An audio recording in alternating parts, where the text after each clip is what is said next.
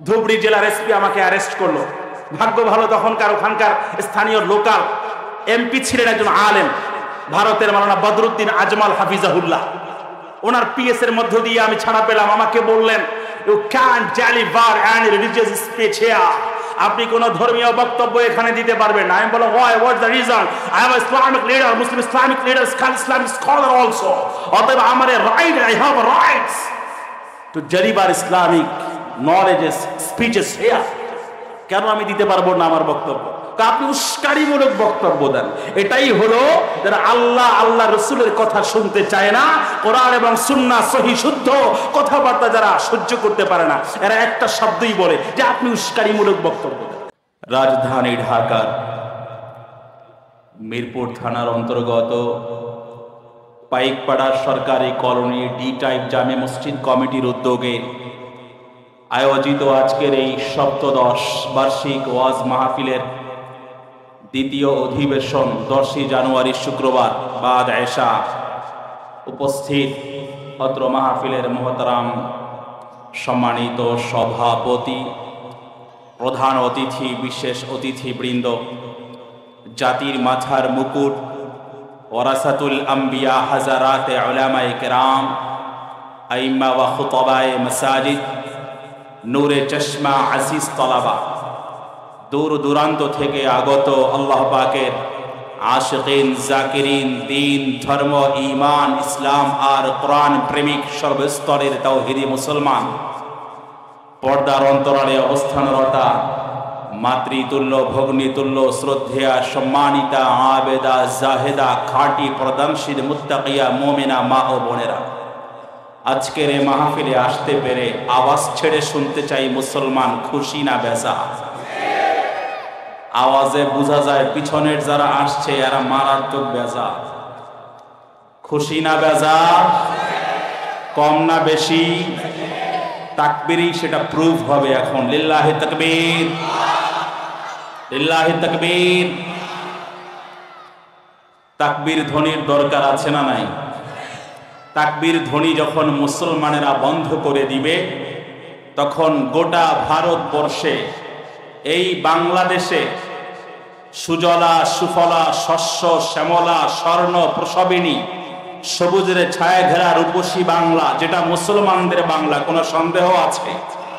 মুসলমান আওয়াজ দিতে হবে, জিন্দা মুসলমানের আল্লাহর কাছে দাম আছে, মুর্দা মুসলমানের 4 পয়সার কোনো দাম নাই। জিন্দা মুসলমান হতে কারা কারা রাজি আছি? দুহাত তুলে আল্লাহকে দেখায়। আল্লাহ কবুল করুন, বলিয়া আমিন। এটা শাহজালালের জমিন, কোনো সন্দেহ আছে? আওয়াজ দিতে হবে মুসলমান, এটা শাহপরানের জমিন, এটা শাহ মাখদুমের জমিন, এটা মুফতি আমিনের জমিন, এটা শাইখুল হাদিসের জমিন, এটা হাফিজ হুজুরের জমিন, এটা হাজার হাজার লক্ষ লক্ষ উলামায়ে কেরামের পদধূলিতে ধন্য এ জমিন। কোটি কোটি মুসলমান প্র্যাকটিসিং মুসলিমের এই জমিনে যদি কেউ রাম রাজ্য কায়েমের হেলো প্রচেষ্টা চালায়, তাদের অবস্থা দিল্লির দেশের মতো হবে। চিল্লা আমরা ঠিক না?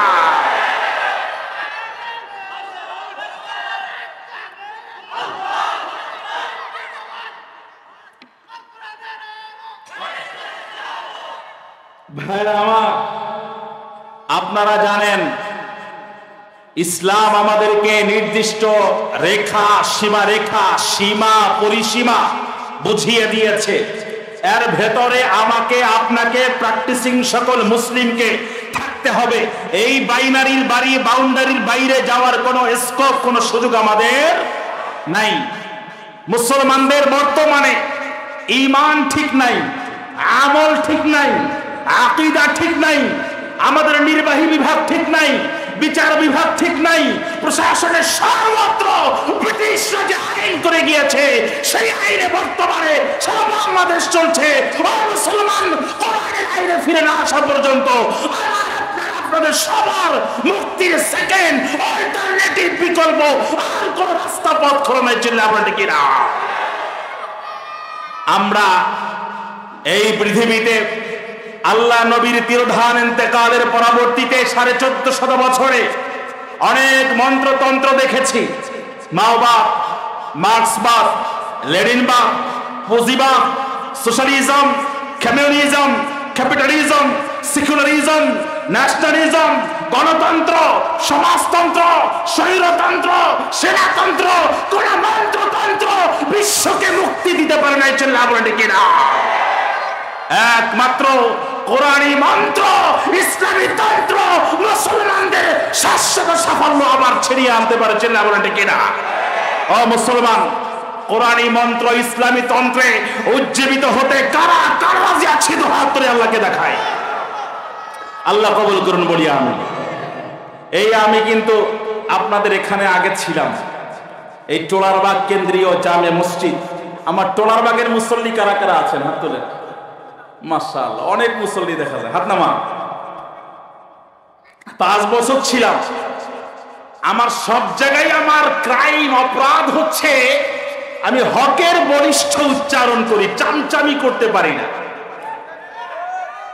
তবে চামচামি করার কোন সুযোগ আল্লাহ তাআলা কোন আলেমকে দেন নাই, যদি সে সত্যিকার অর্থে হকের বলিষ্ঠ কণ্ঠের একনিষ্ঠ একজন দায়ী এবং স্পিকার হয়ে থাকে, প্রিচার হয়ে থাকে, ইসলামিক স্কলার হয়ে থাকে, তার মানুষের সামনে তোয়াজ করার কোনো সুযোগ নাই। ঝুকাও তো সর উসকে আগে ঝুকাও, এই মাথা একমাত্র আল্লাহর সামনে অবনমিত হতে পারে। চিল্লায়া বলেন ঠিক কিনা? এরপরে যখন এখান থেকে বৃহত্তর মিরপুরের অন্যতম সবচেয়ে বড় সেন্ট্রাল মসজিদ মিরপুর 11 নম্বর কেন্দ্রীয় মসজিদে গেলাম, তো সেখানেও বাস হকের বলিষ্ঠ কণ্ঠগুলো উচ্চারিত হচ্ছে, উচ্চকিত, ধ্বনিত, প্রতিধ্বনিত, অনুরণিত হচ্ছে প্রতিনিয়ত, জুমায় জুমায়, এপিসোড বাই এপিসোড, পর্বাকারে, সিরিজ আকারে। হঠাৎ করে বাংলার কোরআনের পাখিটা যখন মারা গেল, দোয়া করলাম কেন, সেজন্য মাইনাস করা হলো। এরপরে জুলাই আগস্টে আমার ছেলেরা যখন নাকি হকের জন্য মাঠে নেমেছিল, তখন আমিও নেমেছিলাম। মিরপুর 10 থেকে আমাকে অ্যারেস্ট করা হয়েছে। তারপরে যেই জেলখানায় গিয়েছেন হযরতে ইউসুফ আলাইহিস সালাম 7 ইয়ার্স, 7 বছর কারারুদ্ধ থেকেছেন বিনা দোষে, বিনা অপরাধে। চিল্লায়া বলেন ঠিক কিনা? এরপরে আমার নবী শিয়াবে আবি তালেবে 3 বছর 3 ইয়ার্স কারারুদ্ধ থেকেছেন। তারপর ধরে ইমাম আবু হানিফা, ইমাম আহমদ বিন হাম্বল, ইবনে তাইমিয়া ইসলামকে যুগে যুগে আমাদের কাছে পৌঁছাবার স্বার্থে জীবন যৌবন, সময়, শ্রম, সাধনা, ত্যাগ, তিতিক্ষা, লাভ, লোভ, দুনিয়াবি সকল প্রলোভনকে তুই মেরে উড়িয়ে দিয়ে বাতিলকে আমাদের পর্যন্ত পৌঁছেছেন। চিল্লায়া বলেন ঠিক কিনা? আমরাও যুগের ইবনে তাইমিয়ার ভূমিকায় অবতীর্ণ হয়েছি। No tension. বর্তমানে যে জীবনটা পাচ্ছি এটা বোনাস টাইম। জীবন তো একটাই, এটা আল্লাহর রাহে সুপর্দ করে দিয়েছি। আল্লাহর রাহে জীবন কোরবান করার জন্য কারা কারা রাজি আছে? তো হাত ধরে আল্লাহকে দেখাই। আল্লাহ কবুল করুন, বলি আমিন। আল্লাহর নবী বলেন, লাওয়াদি, রাগ করতেছেন আপনারা? কষ্ট পাইতেছেন? ভাইরা আমার, জেলে যাওয়ার পরে সেখানেও আবার আমার একই বয়ান ছিল। এই মিরপুর থানা না, এটা এই মিরপুর থানাতেই 1 রাত ছিলাম, ঠিক মতো নামাজও পড়তে দেয় না ওরা। তারপরে সকালবেলা আমাকে পাঠানো হলো, চালান করে দেওয়া হলো সিএমএম কোর্টে। সেখানে জোহরের নামাজও পড়তে পারলাম না, উৎকট দুর্গন্ধে দম বন্ধ হয়ে আসার উপক্রম হয়েছিল। আল্লাহর কাছে দোয়া করছিলাম, আল্লাহ নামাজ পড়ার সুযোগটা দিও, জীবন তোমার হাতে, কিন্তু তোমার গোলামি না করে যেন আমার একটা সেকেন্ডও অতিবাহিত না হয়। সেখান থেকে কানিগঞ্জ সেন্ট্রাল কারাগারে গেলাম, 8 দিন সেখানে ছিলাম। 26শে জুলাই একটা জুমা ছিল, সেলে ছিলাম একদম ফাঁসির মঞ্চের কাছে, যে আপনার মনোফল আছে সেখানে। তারপরে দেখলাম যে আমাদেরকে ঠিক মতো নামাজ পড়তে দেওয়া হয় না। নামাজ পড়তে দেওয়া হয় না মানে কোনো আজানের ব্যবস্থাই নাই। আমি একাই মুয়াজ্জিন, একাই ইমাম, একাই খতিব। আজান দিতাম, পুরা যারা ছিল সবাই আমার আজানের ধ্বনিতে নামাজ পড়ত। তো 26শে জুলাই আমি কারারক্ষী যারা আছে এদেরকে বললাম, এবং যারা সিনিয়র জেল সুপার এদেরকে বললাম যে আমাকে নামাজ পড়তে দেওয়া হবে, জুমার নামাজ ইমামতির সাথে। বলে যে স্যার, নো পারমিশন, কোনো অনুমতি নাই। আমি বললাম পারমিশন থাক বা না থাক, কারা সবকিছু আইন ভেঙ্গে হলেও আমি জুমার নামাজ পড়ব। কয়েকটা সেল, এক একটা সেলে 5 জন করে থাকে, তো কয়েকটা সেল মিলে জুমার নামাজ পড়লাম। জুমার জেলে যাওয়ার আগে বনানী বিটিসিআর মসজিদে আমার জুমার বিষয় ছিল জালেম আর জুলুমের ভয়ঙ্কর পরিণতি। পৃথিবীর সর্বপ্রথম কিলিং মিশন, হত্যাকাণ্ড থেকে শুরু করে বর্তমান লেডি ফেরাউন পর্যন্ত চলে আসলাম। একদম জেলখানার ভিতরে ঢুকেও একই বয়ান। আমি বুঝতে পেরেছি ব্ল্যাক লিস্টেড অলরেডি হয়ে গেছি। রাত 12টার পর বিশেষ তল্লাশিতে আমার নাম চলে আসলো। 5 জনের ছেলে, শুধু ফয়সাল আহমদ জাকারিয়া, বুঝতে পারছি ঘটনা ঘটে গেছে। কারারক্ষীদের থেকে মোটামুটি রিপোর্ট, রেড অ্যালার্ট চলে গেছে। পরবর্তীতে সকালবেলা 31শে জুলাই সেখান থেকে আমাকে পাঠানো হলো কাশিমপুর সেন্ট্রাল কারাগার। ওখানে 4টা কারাগার আছে। 2 নম্বর কারাগারে আমাকে পাঠানো হলো, সবচেয়ে বৃহৎ কারাগার। সেখানেও দেখলাম যে অবস্থা বেগতিক। ঠিকমতো জুমার নামাজটা পড়তে দেওয়া হয় না, মানে যার যার ছেলে যার যার ওয়ার্ডে নামাজ পড়ে। তো সেখানে বিডিআর যারা আছে, এই যে পিলখানার বিডিআর বিদ্রোহে অসংখ্য বিডিআর এখনো পর্যন্ত আমাদের কাছে ফোন দিয়ে ভেতর থেকে কান্নাকাটি করে যে হুজুর আপনারা সেলিব্রিটি, আপনারা এটা নিয়ে কথা বলেন, আমাদেরকে নিয়ে যে প্রহসন চলছে এর জন্য একটা নিষ্পত্তি করে দেওয়া হয়, ফয়সালা করে দেওয়া হয়, এটা নিয়ে আপনারা একটু আওয়াজ তুলেন। কিন্তু बर्बाद गुलिस्तान के लिए एक ही उल्लू काफी है। अब गुलिस्तान के हर शाख पे उल्लू बैठे हुए हैं, फिर अंजाम गुलिस्तान क्या होगा। স্বাধীনতার 53 বছরে অনেক ক্ষমতার পালাবদল হয়েছে, জাতির জনতার ভাগ্যের বিন্দুমাত্র পরিবর্তন হয় না। চিল্লা বলে ঠিক কিনা? বিবর্তন পরিবর্তন হতে হলে মুসলমান তোমাকে, আমাকে, আপনাকে, সবাইকে জাতিগতভাবে তওবা করে কোরআনী মন্ত্রে তন্ত্রে উজ্জীবিত হতে হবে, ফিরে আসতে হবে, কামব্যাক করতে হবে। রাজি আছি তো ইনশাআল্লাহ? আচ্ছা, কাশিমপুরে 2 আগস্টে একটা জুমা ছিল। 2 আগস্টে 5 নম্বর ভবনের কপোতাক্ষের অবকাশের নিচতলায়, সেখানে আবার সে আমার একই জুমা। সবাই অনেক ওলামায়ে কেরাম ছিলেন, বড় বড় বাংলাদেশের ওলামায়ে কেরাম ছিলেন। তো সবাই বলেন হুজুর আপনি নামাজ পড়ান। জুমায় আবারও সে আমার একই বয়ান, জালেম আর জুলুমের ভয়ঙ্কর পরিণতি। এরপরে এখান থেকে বের হলাম। আমি যখন বয়ান করলাম, পাবলিক কয় হুজুর দোয়া করে লাভ কি, আর রাত পোহাবার কত দেরি পাঞ্জেরি, প্লিজ ওয়েট অ্যান্ড সি। আমি তাদেরকে বলেছিলাম please wait and see, time will say everything ইনশাআল্লাহ। একটু ওয়েট করেন, ইনশাআল্লাহ সময় কথা বলবে। 5 তারিখে দুপুরে রেডিওর সংবাদে শুনি উনি পালিয়েছেন। 7 তারিখে আমরা বের হয়ে গেছি। অবশ্য বের হয়ে দেখি আমার মাদ্রাসা শেষ, মসজিদ শেষ, সবকিছু শেষ। কিন্তু আমি তখন বলেছিলাম শুধু আমার মাদ্রাসা, আমার মসজিদ, আমার আদার্স, আমার জীবন যৌবন যতদিন থাকে, সময় শ্রম সাধনা, ততদিন পর্যন্ত দ্বীনের জন্য, ইসলামের জন্য, কোরআনের জন্য, সুন্নাহর জন্য, দেশের জন্য, মা মাটি মাতৃকা মানুষের জন্য অক্ষ করে দিয়েছি, দিব আমৃত্যু আজীবন ইনশাআল্লাহ।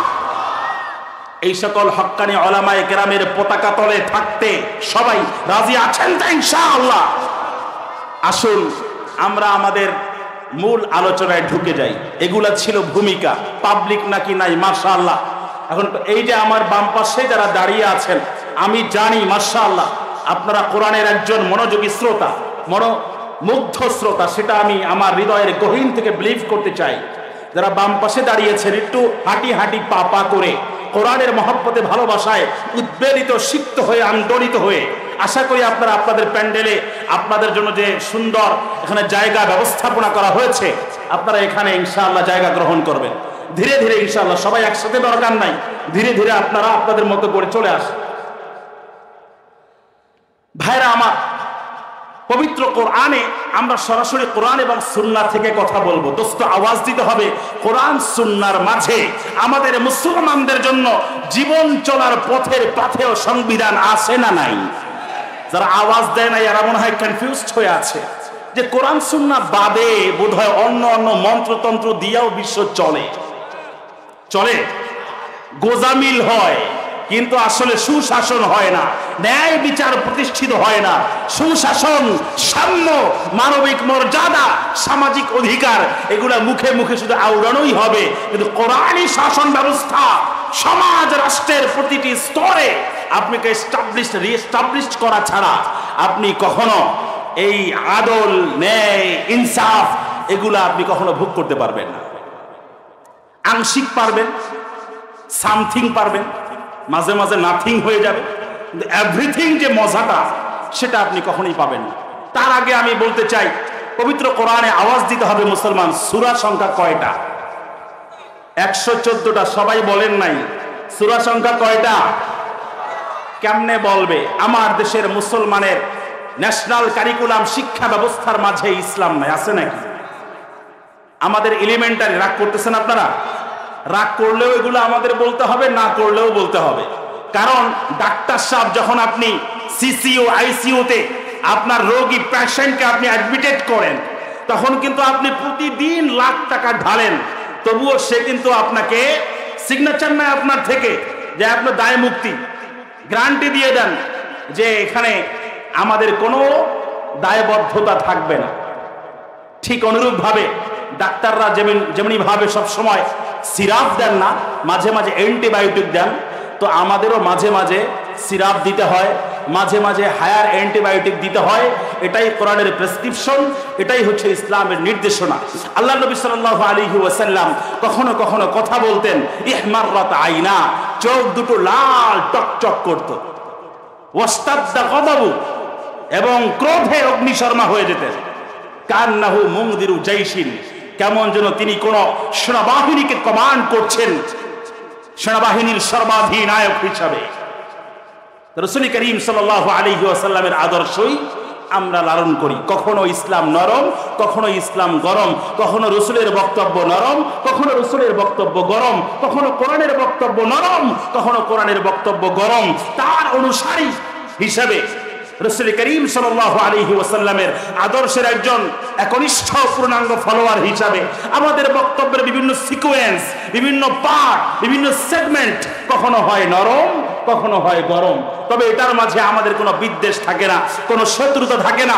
ও দোস্ত, ও বাংলাদেশের মুসলমান, ভালো করে মনে রাখবেন, উলামায়ে কেরামের চাইতে আপনাদের সবচেয়ে পরম উপকারী বন্ধু, পরীক্ষিত বন্ধু আর কেউই হতে পারে না।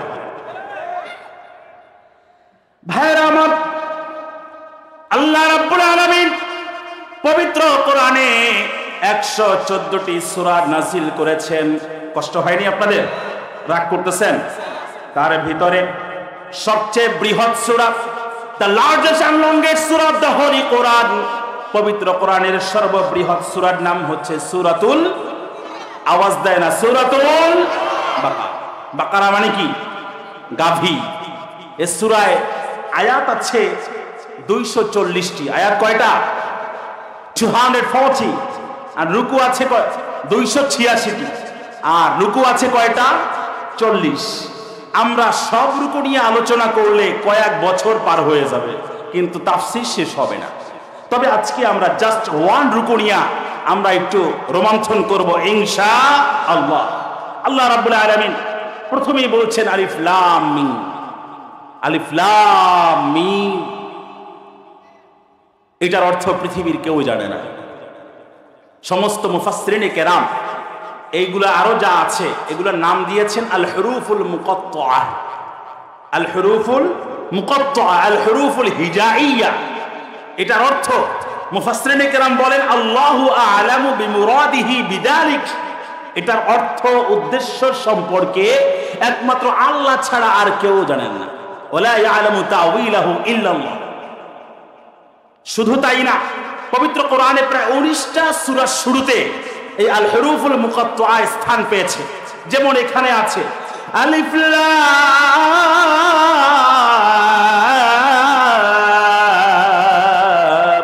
মিম।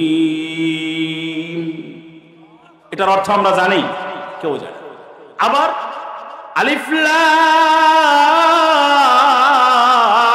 রা তা সিন মিম কাফ আয়া আইন সাদ। এগুলোর অর্থ কেউই ইয়াসিন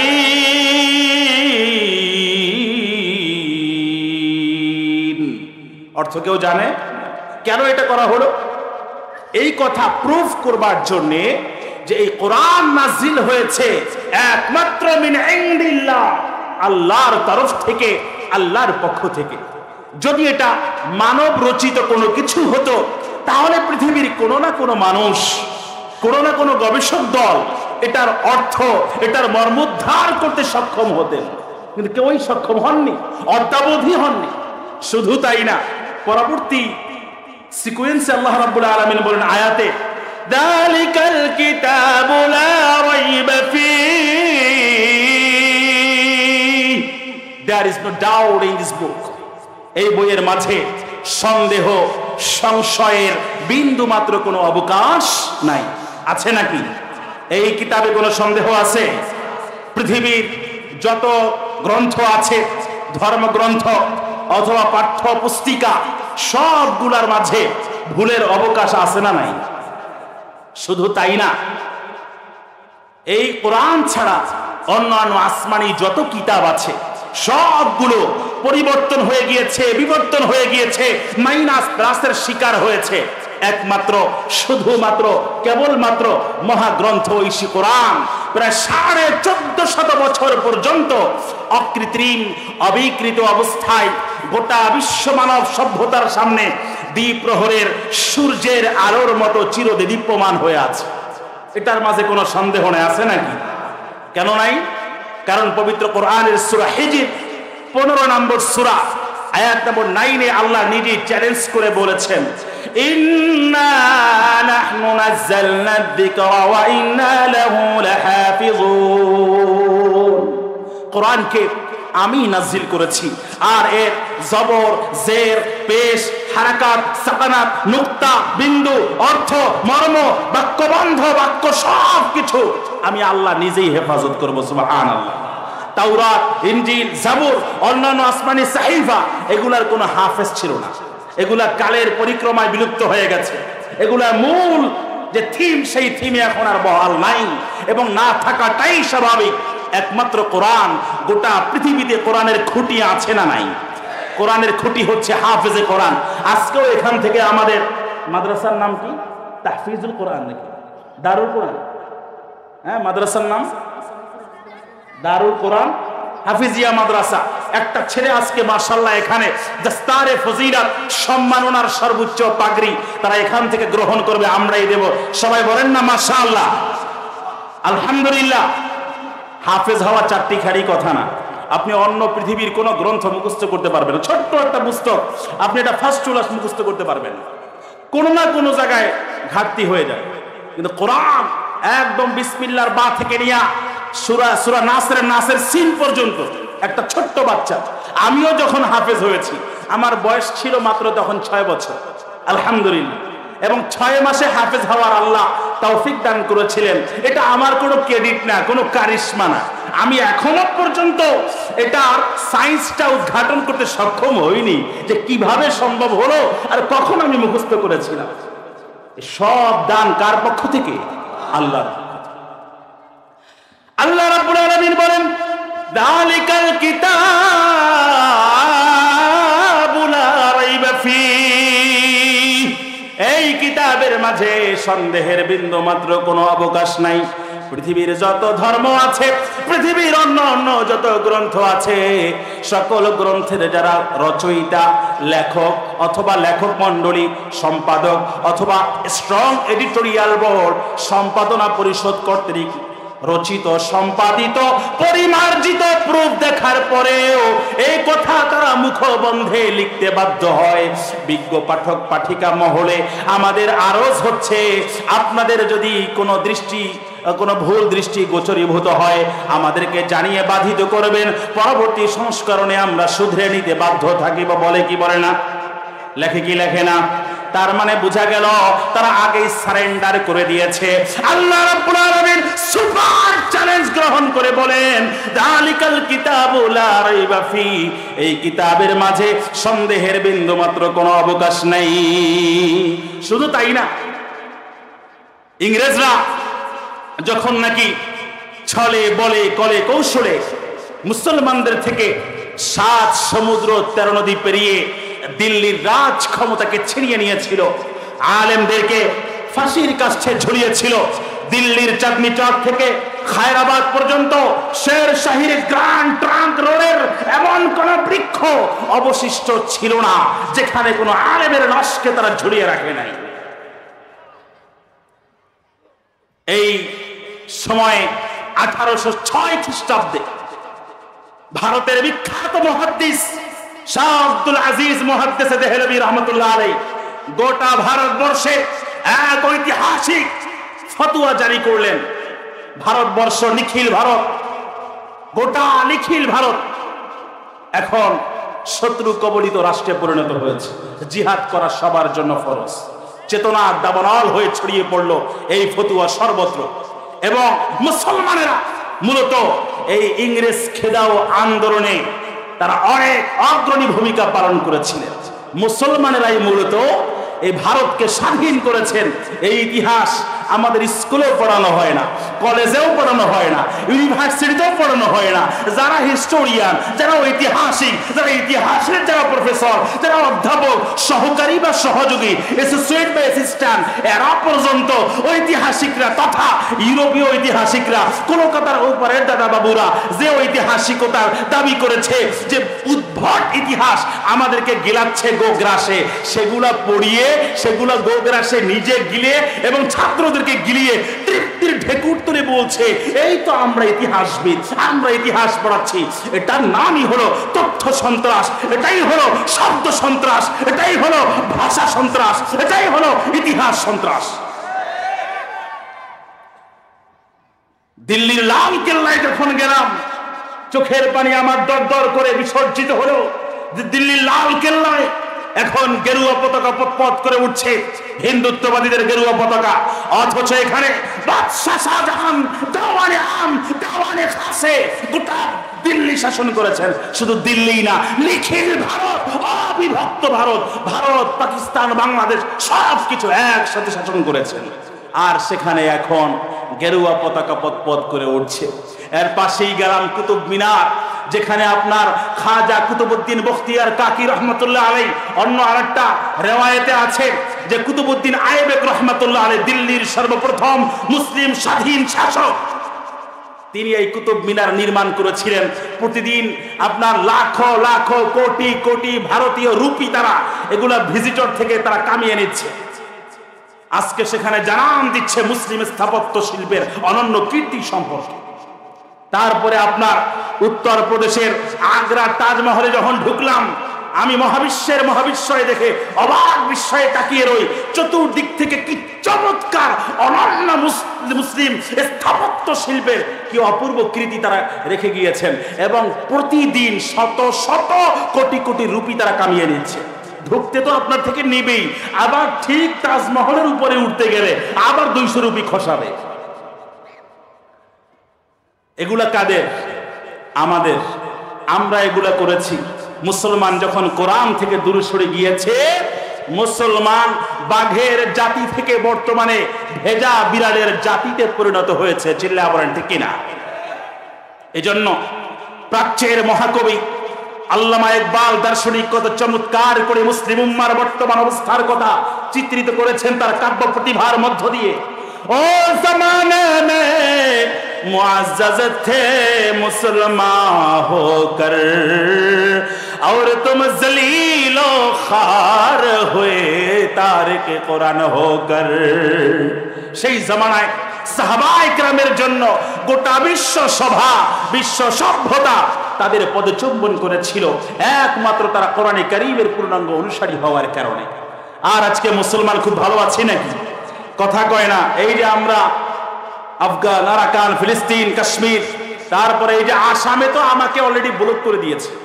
2022 সালের পর থেকে আর আমি ভারতে পাড়া দিতে পারছি না।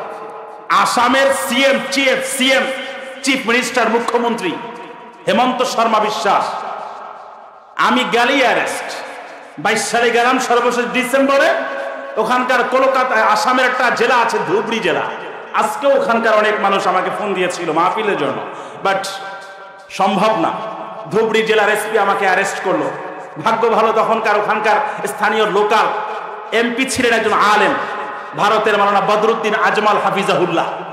ওনার পিএস এর মধ্য দিয়ে আমি ছাড়া পেলাম। আমাকে বললেন you can't deliver any religious speech here, আপনি কোন ধর্মীয় বক্তব্য এখানে দিতে পারবেন না। আমি বললাম why, what's the reason? I am an Islamic leader, Muslim Islamic leader, Islamic scholar also. অতএব আমার right, I have rights to deliver Islamic knowledge speeches here. কেন আমি দিতে পারবো না আমার বক্তব্য? আপনি উস্কানিমূলক বক্তব্য দেন।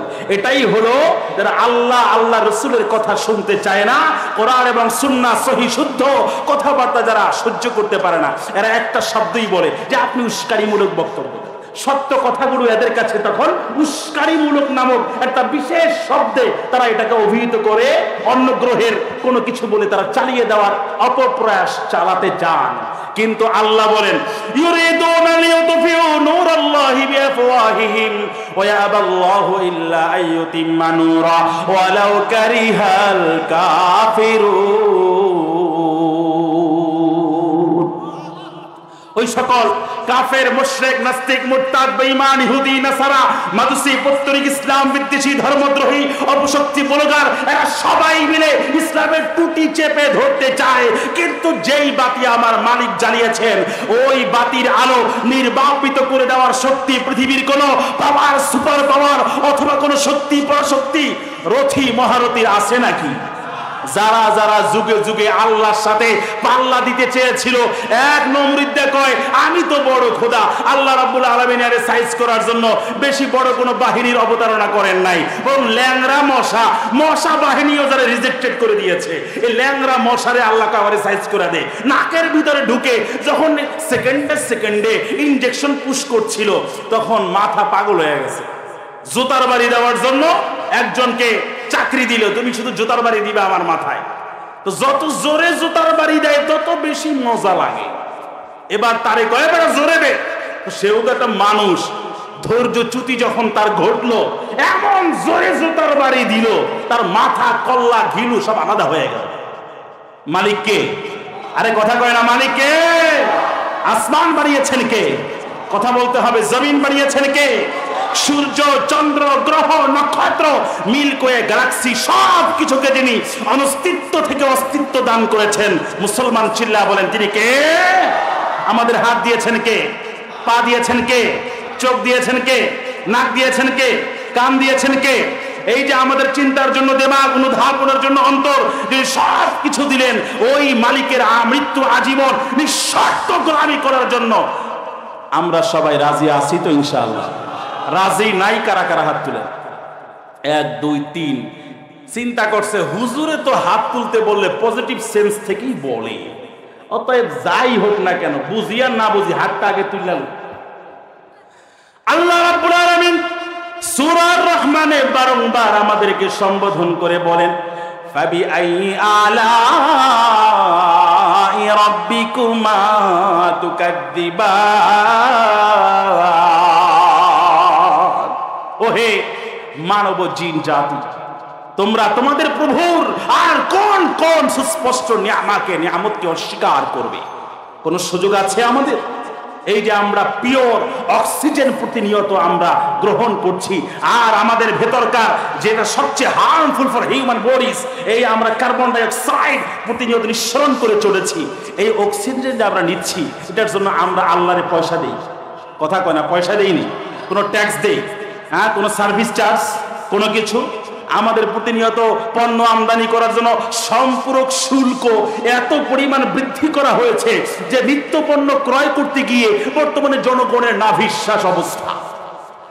আগেও ছিল, চলছে এখন কম বা বেশি, তবে এই ধারা চিরতরে রুদ্ধ করলে একমাত্র কোরআনী আইনই করতে পারে। আপনারা ঠিক বললেও ঠিক, না বললেও ঠিক, দিস ইজ দ্য রিয়েলিটি। এটাই হলো চূড়ান্ত বাস্তবতা। আল্লাহ রাব্বুল আলামিনের উপরে বলেন যালিকাল কিতাবু লা রাইবা ফীহ, এই কিতাবের মাঝে সন্দেহের বিন্দু মাত্র কোনো অবকাশ নাই। হুদাল লিল মুত্তাকিন, তবে এই কিতাব গোটা মানব জাতির জন্য হেদায়েত হলেও এটার দ্বারা চূড়ান্তভাবে ফাইনালি বেনিফিটেড, উপকৃত, মুস্তাফিদ হতে পারবে একমাত্র তারাই যারা মুত্তাকি, আল্লাহওয়ালা, পরহেজগার, যাদের একটা অন্তর কলব নামক স্বচ্ছ পাত্র আছে। আকাশ থেকে মুষলধারে বর্ষিত স্বচ্ছ বৃষ্টির পানি দিয়ে আপনি তখনই বেনিফিটেড হতে পারবেন যখন এই আকাশের এই স্বচ্ছ পানি ধারণ করবার জন্যে আপনার কাছে, আপনার ঘরে সংরক্ষিত স্বচ্ছ পাত্র থাকে। স্বচ্ছ পাত্রে সংরক্ষিত না করলে আকাশ থেকে বর্ষিত এই স্বচ্ছ পানি দিয়ে আপনি বিন্দুমাত্র ক্ষণিকের জন্য উপকৃত হতে পারবেন না। ঠিক অনুরূপ ভাবে এই কোরআনের মাঝে যা কিছু আছে সবগুলো দিয়ে আমরা যদি উপকৃত হতে চাই তাহলে আমাদের একটা স্বচ্ছ কলব লাগবে, অন্তর লাগবে। ইন্না ফি যালিকা লাযিকরা লিমান কানা লাহু কলবুন আও আলকাস সামআ ওয়া হুয়া শাহীদ। এই কোরআনের মাঝে রয়েছে হিদায়াত, মাউইজা, উপদেশ বার্তা, রহমত, বরকত, মাগফিরাত, নাজাতের একমাত্র কিতাব হচ্ছে কোরআন। কোরআন হচ্ছে গোটা বিশ্ব মানবতার জন্য জীবন ধারা। কোরআন হচ্ছে প্রজ্জ্বল আলোক ধারা। কোরআন হচ্ছে আলোর এক অনিঃশেষ ফোয়ারা। কোরআন হচ্ছে ঘুট ঘুটে আধারে চিরন্তন আলোর মিনার। কোরআন হচ্ছে মুসলিম উম্মার চেতনার একমাত্র বাতিঘর। কি নেই কোরআনের মাঝে? কোরআনের মাঝে রয়েছে বহু তথ্যের অনিঃশেষ বিশাল সমাহার আর ভান্ডার। কোরআন প্রতিনিয়ত আমাকে আপনাকে ডেকে বলে, ওহে বান্দা, তুমি আমাকে দেখো না, আমাকে পড়ো, আমাকে রিসাইট করো, আমাকে স্টাডি করো, আমাকে তেলাওয়াত করো, আমাকে গবেষণা করো, আমাকে চুমু খাও, আমার মাঝে তুমি হারিয়ে যাও, তুমি শৈবাল খোঁজো, এখানে প্রবাল খোঁজো। তোমার সব কিছু জীবন সমস্যার সমাধান, তোমার ব্যক্তিগত, পারিবারিক, সামাজিক, রাষ্ট্রনৈতিক, রাজনৈতিক, অর্থনৈতিক যত এবং বিশ্ব পরিমণ্ডলে যত সমস্যা আছে সব কিছুর সমাধান আমি কোরআনের মাঝে ছত্রে ছত্রে তেলাওয়াতের মধ্য দিয়ে তুমি পেয়ে যাবা। কি নেই আমার মাঝে? আমি তোমার ব্যথিত হৃদয়ের সান্ত্বনা, আমি তোমার নিরুদ্ধ মনের একমাত্র উদ্দীপক। কষ্ট হচ্ছে আপনাদের? রাগ করতেছেন আপনারা? আমরা মুসলমান সকালবেলা কোরআন পড়ি না, বিকালবেলা কোরআন পড়ি না, সন্ধ্যাবেলা কোরআন পড়ি না। রমজান আসতেছে, রমজানেও কত মুসলমান আছে কোরআনটা ছুঁয়েও দেখে না। এমন মুসলমান বাংলাদেশে একজনও নাই। কথা বলে না, ঢাকা সিটিতে একজনও নাই, আসেনি, আমাদের মিরপুরে দারুস সালামে নাই। কোরআনওয়ালা মুসলমান বাড়াবার দরকার আছে না নাই? কোরআনওয়ালা মুসলমান হতে রাজি আছি কারা কারা? দুহাত তুলে আল্লাহকে দেখায়। আল্লাহ কবুল করুন বলি আমি। ভাইরা আমার, আল্লাহ রাব্বুল আলামিন বলেন হুদাল লিল মুত্তাকিন,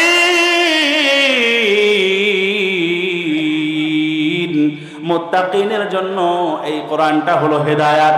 এখানে মুত্তাকি তাকওয়া থেকে উৎসারিত। তাকওয়া হলো তিন প্রকার। এক নম্বর হলো তাকওয়াল আওয়াম, সর্বসাধারণের তাকওয়া। এটাকে তাফসীরের ভাষায় বলা হয়েছে হুয়াল ইমতিনাউ মিনাল কুফরি ওয়াশ শিরকি বিল ঈমান। ঈমান আনয়নের মধ্য দিয়া কুফর এবং শিরক থেকে বেঁচে থাকা, এটাই হলো ঈমানের সর্বসাধারণের স্তর। দুই নম্বর হলো ওয়া তানিহা তাকওয়াল খাওয়াস। দুই নম্বর তাকওয়ার স্তর হচ্ছে বিশেষ লোকদের তাকওয়া। এইটার সংজ্ঞা কি? তাফসীরের কিতাবে আছে, তাফসীরে জালালাইনের হাসিয়াতেও এটা আছে। ইমতিসালুল আওয়ামির ওয়াজতিনাবুন নওয়াহি, অর্থাৎ করণীয় পালন করা, বর্জনীয় বর্জন করা। বসে ভিডিও হচ্ছে এখানে, দেখতে খারাপ দেখা যায়, এটা আদি যুগের মতো হয়ে আছে। তিন নম্বর তাকওয়া খাসসিল খাওয়াস, বিশেষ তাকওয়া, ভিআইপি সিআইপি তাকওয়া। ওই তাকওয়া হলো ইত্তিকাউ মা ইয়াশগুলু আনিল্লাহ, আল্লাহর শরণ আর জিকির থেকে আপনাকে আমাকে যা কিছু বিরত রাখে ওই সবগুলো ছেড়ে দেওয়ার চূড়ান্ত নামই হলো তাকওয়া। এই তাকওয়া যারা অর্জন করতে পারবে আল্লাহ রাব্বুল আলামিন তাদেরকে চিরজান্নাত দান করবেন। সুবহানাল্লাহ। এখন মুত্তাকি কারা? আমাদের এটা নিয়ে হেজিটেশনে ভোগার কোনো সুযোগ নাই। আল্লাহ রাব্বুল আলামিন সূরা বাকারার 1 থেকে 20 নম্বর আয়াত পর্যন্ত তিনটা জাতির আলোচনা করেছেন মৌলিকভাবে। প্রথম 1 থেকে 5 নম্বর আয়াত পর্যন্ত মুমিনদের মুত্তাকিনদের আলোচনা করেছেন। 6 আর 7 নম্বর আয়াতে সংক্ষিপ্তভাবে কাফেরদের আলোচনা করেছেন। 8 থেকে নিয়ে 20 নম্বর আয়াত পর্যন্ত প্রায় 13টি আয়াত জুড়ে আল্লাহ রাব্বুল আলামিন মুনাফিকদের আলোচনা করেছেন। আজকে আমি শুধুমাত্র মুত্তাকিদের আলোচনায় ক্ষান্ত হব। আল্লাহ রাব্বুল আলামিন বলেন মুত্তাকি কারা? 1 নম্বর এখানে 5টা কোয়ালিটি উল্লেখ করা হয়েছে। নাম্বার 1 এ আল্লাহ এখানে অবতারণা করেছেন আল্লাযীনা ইউমিনুনা বিল গায়ব। মুত্তাকি হচ্ছে তারা যারা গায়েবের প্রতি বিশ্বাস রাখে। গায়েব, হোয়াটস দ্য মিনিং অফ গায়েব? গায়েব কি জিনিস? আহা, আমরা মুসলমানরা অবাক হয়ে যাই।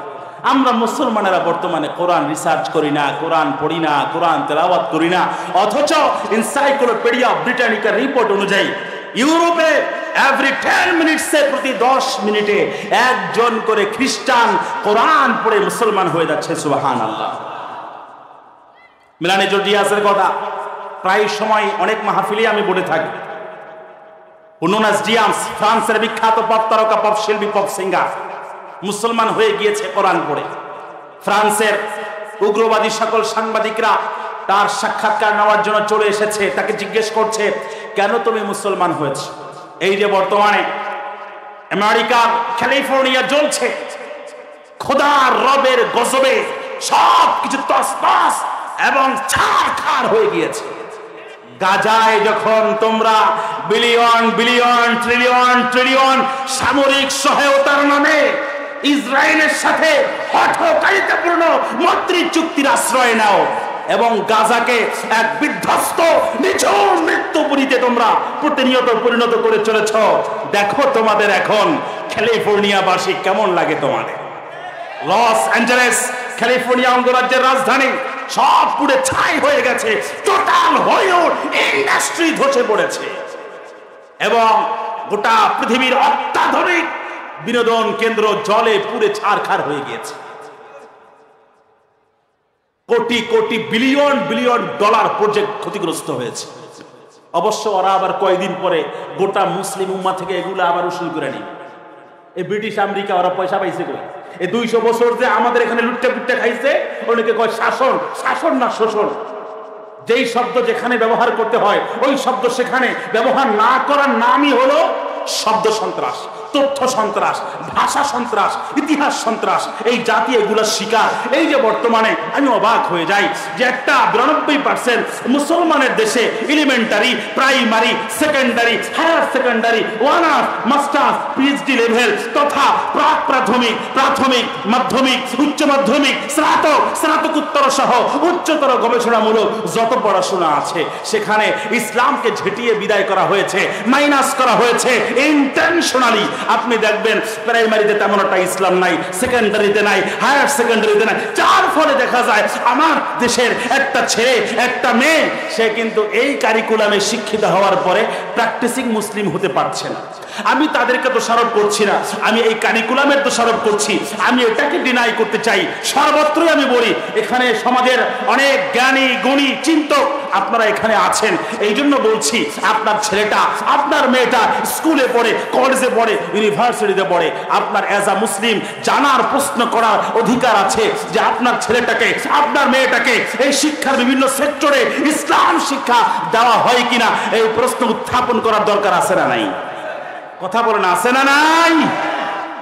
আপনার ছেলেটা বিসিএস ক্যাডার হলো, প্রশাসনের রিকমেন্ডেড সুপারিশ প্রাপ্ত হলো, বাট সে কালিমা ঠিক মতো জানে না, উজুর কয় ফরজ জানে না, গোসলের কয় ফরজ জানে না, তায়াম্মুমের কয় ফরজ জানে না, নামাজ ভঙ্গের কারণ জানে না, ঈমান ভঙ্গের কারণ জানে না, কিভাবে তার বাপের জানাজা পড়াতে হয় সেটা জানে না, তাহলে তার জীবন সফল না ব্যর্থ? বাহ্যিকভাবে আপনারা তাকে বলবেন সে সফল, সাকসেসফুল এবং তার অনেক ডিগ্রি আছে, টাকা আছে, পয়সা আছে, বৃত্ত, বৈভব, ক্ষমতা, প্রাচুর্য, ঐশ্বর্য আছে, কিন্তু এগুলা সব নাথিং। এগুলাই যদি সব হতো, ফেরাউন, হামান, কারুন, সাদ্দাত, আবু জাহাল, উতবা, শাইবা, ওয়ালিদ ইবনে মুগীরা, আস ইবনে ওয়াইল এরা ধ্বংসপ্রাপ্ত হতো না। চিল্লায়া বলেন ঠিক কিনা? কিয়ামতের ময়দানে এই মানুষগুলো আত্মনাদ করে বলবে, মা আগনা আন্নি মালিয়া হালাকা আন্নি সুলতানিয়া, আমার ধন সম্পদ কোনো কাজে আসে নাই, আমার অর্জিত ক্ষমতা সব তো শেষ হয়ে গেল। আল্লাহ আল্লাহ বলবেন আজকে তোমার কোনো কথা এখানে চলবে না, ইখসাউ ফিহা ওয়া লা তুকাল্লিমুন, মারবো এখানে, লাশ পড়বে জাহান্নামে, আজকে তোমার কোনো কথা এখানে শোনা হবে না। খুদুহু ফাগুল্লু, একে ধরো, হ্যান্ডকাপ পরাও, অ্যারেস্ট করো, জাহান্নামের মধ্যখানে একে নিক্ষেপ করো। কারণ ইন্নাহু কানা লা ইউমিনু বিল্লাহিল আযীম ওয়া লা ইয়াহুদ্দু আলা তুআমিল মিসকিন। গরিবকে খাওয়াইতো না, ইমানদারদেরকে তারা হেল্প করতো না, সহায়তা করতো না। আল্লাহ রাব্বুল আলামিন আল্লাযীনা ইউমিনুনা বিল গায়বের কথা এখানে এনেছেন। গায়ব মানে হলো অদৃশ্য। আল হাওয়াসুল খামস আয-যাহিরা, আমাদের পঞ্চেন্দ্রিয়র মধ্য দিয়ে যেটাকে অনুভব করা যায় না, দেখা যায় না, শোনা যায় না, ধরা যায় না, কোনো কিছু রিয়েলাইজ করা যায় না, এগুলার বাহিরে যা কিছু আছে এগুলাই হলো গায়েব। যেমন কবরের আযাব আমরা দুনিয়া থেকে দেখি নাকি, আওয়াজ দেয় না, হাসরের ময়দানের বিভীষিকা ভয়াবহতা এগুলা কি আমরা দেখেছি নাকি? মিজান, সিরাত, হিসাব, পুল সিরাত, এই যে 30,000 বছরের কঠিন রাস্তা, যা নাকি চুলের চেয়েও সূক্ষ্ম, তরবারির চেয়েও ধারালো, এই পুল সিরাত আমরা কেউ দেখেছি নাকি? জান্নাত আমরা কেউ দেখেছি? জাহান্নাম আমরা কেউ দেখেছি? এই যে আমরা এত অদেখা বিষয়ের উপরে 100% ওভার কনফিডেন্ট হয়ে বিশ্বাস স্থাপন করেছি, এটার নামই হলো ঈমান বিল গায়ব।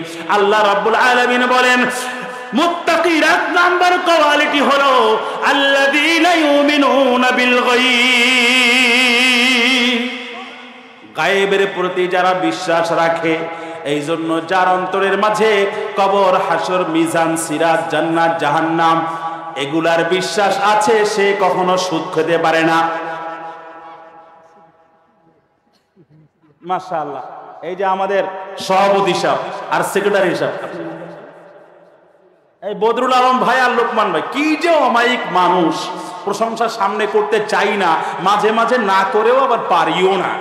আমার মসজিদে গিয়ে তারপরে কি বিনয়ের সাথে বয়ান শুনেছেন, তারপরে সময় দিয়েছেন, আবার কিছু হাদিয়াও দিয়ে আসছেন, মানে অমায়িক মানুষ। প্রতিটা মসজিদে এরকম সভাপতি আর সেক্রেটারি হওয়ার দরকার আছে না নাই? ইমানদাররা যখন একদম লাইমলাইটে স্পটে চলে আসবে, তখন যারা পাপাচারী, অনাচারী, অন্যায়কারী, অবিচারী, সমাজের লম্পট, খুনি, ধর্ষক, লুটেরা, সিরিয়াল কিলার, র্যাপিস্ট যারা আছে, এরা কিন্তু তখন আর চান্স পাবে না। চিল্লা বলেন ঠিক কিনা? এই জন্য সবিনয়ে, this is my humble request to you, আমার বাম পাশে মাশাআল্লাহ নিশ্চয়ই আপনারা কোরআনকে ভালোবাসেন যারা আছেন, আমি সবিনয়ে অনুরোধ করছি, আমাদের প্যান্ডেলে মাশাআল্লাহ ডান পার্শ্বে পেছনে এখনো পর্যন্ত পর্যাপ্ত জায়গার সংকুলান রয়েছে। এই জন্য আমি তাদেরকে সবিনয় অনুরোধ করছি, একটু মেহরবানি করে ধীরে ধীরে আপনারা যদি প্যান্ডেলে আসন গ্রহণ করতেন, আল্লাহ খুশি হয়ে যেতেন, আমরাও খুশি হয়ে যেতাম। এবং শয়তান চাচ্ছে এটাই যে কোনো ফাঁকা জায়গা থাকলে এখানে ইনজেকশন পুশ করবে, আর যা কিছু এখানে তথ্য, নসিহা, সুমধুর বাণী এখান থেকে ধ্বনিত প্রতিধ্বনিত করা হবে, এগুলো সব মাঠে মারা যাবে। এই জন্য মাঠে মারা যাক, এটা কি আমরা চাই নাকি? বরং মাঠে জীবিত থাকার দরকার আছে না নাই? এই জন্য মেহরবানি করে যারা আছেন একটু মেহরবানি করে রাগ না করে, একটু ধৈর্যচ্যুতি না ঘটিয়ে আপনাদের সবাইকে আমি সবিনয় অনুরোধ করছি সামনে চলে আসে। যাই হোক, বলছিলাম গায়েবের প্রতি বিশ্বাস রাখার দরকার আছে না নাই? আমরা তো এগুলো পড়িও না, কেমনে পড়ি? আমাদের শিক্ষা ব্যবস্থায় তো ইসলাম নাই। এই যে আমরা হুজুররা মনে করেন সেমিনার, সিম্পোজিয়াম, ওয়াজ, নসিহাত, মাহফিলে, মঞ্চে, বিভিন্ন জায়গায়, শহরে, বন্দরে, নগরে, কন্দরে, সর্বস্তরে শীতের সময়তে এত বয়ান করি, হেদায়াত হয় না কেন? মূল কারণ হচ্ছে, আমি যেটা গবেষণা করে দেখলাম, 1000 বছরের ইতিহাস, কোন জাতি শিক্ষা ব্যবস্থার মাঝে যা থাকবে জাতির প্রোডাকশন সেভাবেই হবে।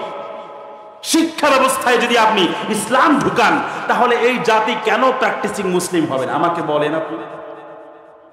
এই যে আমরা দাড়িওয়ালা, টুপিওয়ালা, পাঞ্জাবিওয়ালা, জুব্বাওয়ালা, পাগড়িওয়ালা স্কলার, প্রিচার হয়েছি, এগুলো তো আমরা মাদ্রাসা থেকেই হয়েছে। যদিও আমরা পরবর্তীতে আমরা ভার্সিটির সর্বোচ্চ পর্যায়ে আমরা কমপ্লিট করেছি, তবে সেটা এডিশনাল প্রজেক্ট, বাট মূল মেইনস্ট্রিম প্রজেক্ট হচ্ছে কোরআন এবং সুন্নাহ।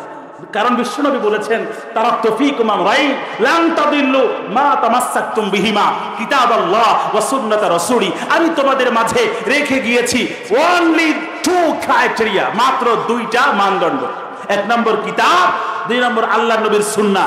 এর বাইরে গেলে আমাদের কপালে হেদায়াত নাই। তো শিক্ষা ব্যবস্থার মাঝে এই কোরআন সুন্নাহর কথামালা ঢুকাবার দরকার আছে না নাই? কোরআন সুন্নাহর কথামালা যদি আপনি শিক্ষা ব্যবস্থার প্রতিটা সেক্টরে আপনি ইনক্লুড করতে পারেন, তাহলে আপনার ছেলেটা, আপনার মেয়েটা বুড়া বয়সে আপনাকে ওল্ড হোমে, বৃদ্ধাশ্রমে পাঠাবার মতো দুঃসাহস দেখাতে পারবে না। আমেরিকা, কানাডা, একটা ছেলে একটা মেয়ে, এখন তো ওরা পরিবার ফ্যামিলি প্ল্যান কিভাবে করতে হয় সেটাও এখন ওরা আমাদেরকে সাপ্লাই দিচ্ছে। ওরা বলছে দুটি সন্তানের বেশি নয়, একটি হলে ভালো হয়। আর অথচ ওদের রাষ্ট্রগুলোতে ওরা রাষ্ট্রীয়ভাবে বাস্ত করে এই সংবাদ দিচ্ছে, যত পারো যেভাবে পারো হালাল হারাম ওয়েতে প্রোডাকশন বাড়াও, রাষ্ট্রীয়ভাবে আমরা তোমাদের ভর্তুকি দেব। আর আমাদেরকে বলে দুটি সন্তানের বেশি নয়, একটি হলে ভালো হয়। যাও হয়, একটা কানাডা একটা আমেরিকার গ্রিন কার্ডধারী সিটিজেনশিপ পেয়ে গেছে, পুরো বয়সে যখন নির্জন কক্ষে ফ্ল্যাটে মারা যায়, এক সপ্তাহ পরে পাশের প্রতিবেশী গন্ধের উৎকট দুর্গন্ধে সহ্য করতে না পেরে পুলিশে 999 কল দেয় যে কি হয়েছে দেখেন। দরজা ভেঙে দেখে ভুটুয়া ভুটুয়া একদম পুরো পোকামাকড় এখানে গিজগিজ করতেছে। এরকম বাস্তবতা আমাদের সমাজে নাই, আছে না নাই? আল্লাহর কসম করে বলি, আপনার ছেলেটা, আপনার মেয়েটা, আমরা ওলামায়ে কেরাম সব সময় একটা কথা খুব সচেতন ভাবে বলে এসেছি যে doctor, doctor, engineer, professor, lecturer, কবি, কলামিস্ট, সাংবাদিক, সাহিত্যিক, বুদ্ধিজীবী, যে কোনো প্রফেশনে আপনার ছেলেকে, আপনার মেয়েকে, আপনার যে নেক্সট জেনারেশন আছে এদেরকে আপনি ইউজ টু করতে পারেন। বাট এট ফার্স্ট আপনাকে যেটা ডিসাইড করতে হবে যে আপনার ছেলেটা, আপনার মেয়েটা কোরআন এবং সুন্নাহয় তারা অভ্যস্ত হয়েছে কিনা, এইটা এনশিওর করার দরকার আছে না নাই? যদি না করেন কি হবে শোনেন না কোরআনের কথা। আল্লাহ কোরআন বলেন সূরা হামিম সাজদা, আল্লাহ রাব্বুল আলামিন বলেন 31 নম্বর আয়াত, আরিনাল্লাযাইনি আদাল্লানা মিনাল জিন্নি ওয়াল ইনসি নাজআলহুমা তাহতা কুদামিনা লিয়াকুনা মিনাল আসফালিন। আয় Allah, San Francisco, California, Chicago, America, বিভিন্ন university, Oxford, Harvard, Cambridge, Massachusetts, Stanford university, এগুলোর স্কলারশিপ পাইয়ে দেওয়ার জন্য ভিটে বাড়ি যা আছে সব বিক্রি করে দিয়েছে। মাগার তাওহীদ, রিসালাত, আখিরাত, আল্লাহর রুবুবিয়্যত, মারিফাত, পরকাল, হাসর, মিজান, সিরাত, জান্নাত, জাহান্নাম এগুলার কোনো ধারণাও দেয় নাই, এগুলো আমাদেরকে শিখায়ও নাই। আয় আল্লাহ, আগে এদেরকে দেন, এদেরকে পায়ের তলায় পিষ্ট করে এদেরকে সমেত আমরা জাহান্নামে ঢুকবো। নাউজুবিল্লাহ। এই যাদের জন্য আপনি এত কিছু করছেন, অক্সফোর্ড, হার্ভার্ড, কেমব্রিজ, এগুলো পড়া ভালো, বাট ইসলামকে জলাঞ্জলি দিয়ে নয়, মুসলিম জাতিসত্তাবোধকে মাইনাস করে না। আপনি পৃথিবীর যে কোনো প্রান্তে বসবাস করেন না কেন, প্র্যাকটিসিং মুসলিম হিসাবে কোরআন সুন্নাহ ফলো করার দরকার আছে না নাই? বাংলাদেশের প্রায় নামি দামি একটা ইউনিভার্সিটি, অনেক নামি দামি, নাম বলবো না আমি, এবং ওই ভদ্রলোকের নামও বলবো, প্রফেসর উনি অনেক মানে আপনার হিউজ নলেজ রাখেন এবং প্রবীণ একজন প্রফেসর, অধ্যাপক। আমাকে কয়দিন আগে জিজ্ঞেস করলেন, হুজুর মনে করুন আপনাকে আমেরিকা আপনাকে ইনভাইট করা হলো as a guest lecture scholar হিসাবে, আপনি গেলেন, মেয়েরা আপনার সামনে আছে, আপনি কি সেখানে লেকচার দিতে পারবেন? আমি বললাম হয়, আমি কেন সেখানে লেকচার দিই? পর্দার বিধান কি রহিত হয়ে গেছে? উনি বলেন যে না, তাহলে তো তাদের ইসলাম গ্রহণের যে রাস্তাটা সেটা বন্ধ হয়ে গেল। আমি বললাম অন ইসলামিক পদ্ধতি দিয়ে আপনি ইসলাম কায়েমের চিন্তা করছেন? মুসলমান ভাইরা আমার, ভালো করে একটু বলেন তো যে মেয়েদের মুখ খোলা রাখা এবং চেহারা দেখা জায়েজ না না জায়েজ? আরে সেন্টার অফ বিউটি, সৌন্দর্যের রাজধানী হচ্ছে চেহারা। যখন আমরা সবাই মেয়ে দেখতে যাই, বুড়া চাচারা যখন মেয়ে দেখতে গেছেন সবার আগে কোথায় দেখছে? হাত না পা না চেহারা? তা চেহারাই যদি ওপেন রাখা হয় তাহলে পর্দার আর রইলটা কোথায়? আহা, আমরা কোরআন পড়ি না, সুন্নাহও পড়ি না। ওই মেলানি জর্জিয়াসের কথা বলছিলাম, না বলেও পারছি না। তাকে সাংবাদিকরা প্রশ্ন করলো কেন মুসলমান হয়েছেন? তিনি বলছেন তার ভাষায়, my conversion to Islam was the result of a personal conviction after understudying the religion and reading the Holy Quran. কোরআন এবং সুন্নাহ অধ্যয়ন করার পরে আমি বুঝতে পেরেছি পৃথিবীতে যত ধর্ম আছে, ধর্মগ্রন্থ আছে, Veda, Zendavesta, Tripitaka, Bible, Shrimad Bhagavad Gita, Ramayana, New Testament, Old Testament, Talmud, সবগুলো অসার অন্তঃসার শূন্য। একমাত্র শুধুমাত্র কেবলমাত্র মহাগ্রন্থ, ঐশী গ্রন্থ আল কোরআনের মাঝি মানবতার জন্ম থেকে নিয়ে মৃত্যু পর্যন্ত সকল সমস্যার চূড়ান্ত সমাধান দেওয়া আছে। এজন্য আমি বুঝে শুনে স্বেচ্ছায় সজ্ঞানে ইসলামের সুশীতল ছায়াতলে আশ্রয় গ্রহণ করেছি। সুবহানাল্লাহ। আসছিল ইসলামকে ডাউন করার জন্য, উত্তর শুনে ইসলাম আপ হয়ে গেল। এবার প্রশ্ন করছে, আচ্ছা তোমার ইসলাম পূর্ব জীবনটা বড্ড কমফোর্টেবল, ভালো উপভোগ্য ছিল নাকি ইসলামের পরবর্তী জীবনটা বড় ভালো লাগছে? সে বলছে, শোনো, I was very famous. I had won every famous person for, but I was always crying bitterly at home. And this is what none of my fans had felt.